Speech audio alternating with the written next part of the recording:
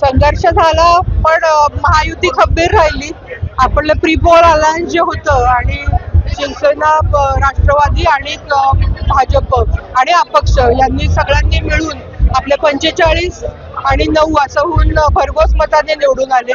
मी माननीय देवेंद्र फडणवीस साहेब, माननीय अजित पवार साहेब, सुनेत्रा आत्या पवार साहेब, डेप्युटी सीएम आणि एकनाथ शिंदे साहेबांचा आणि इथले आपले सगळे राहुल भैया मोठे असतील, सुरेश बिराजदार साहेब असतील, तानाजी सावंत साहेब, रवी गायकवाड सर, ज्ञानराज चौगुले साहेब,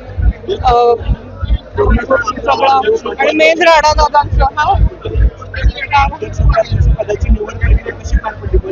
नाही, तुम्ही बघितलं एकदम सोपं होतं. वन वे झालं, 45-9 झाले, त्यामुळे काय वन वे झाली.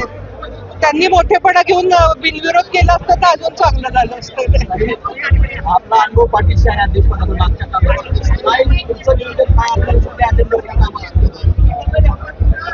मागच्या वेळेस एकदम कोरी पाठी होती, त्यामुळे जास्त आता मला माहितीये काय काय प्रॉब्लेम पण असणार आहेत आणि काय काय करू शकतो.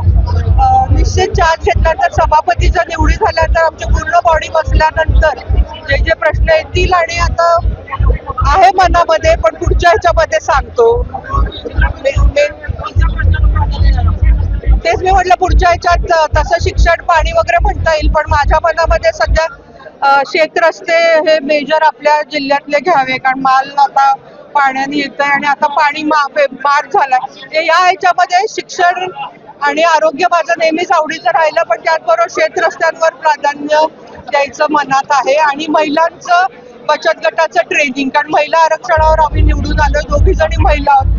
महिलांना उमेदच्या माध्यमातून आणि कसं त्यांचं दरडोई उत्पन्न वाढवेल या 2 गोष्टीवर मेजरली मला फोकस करायचं.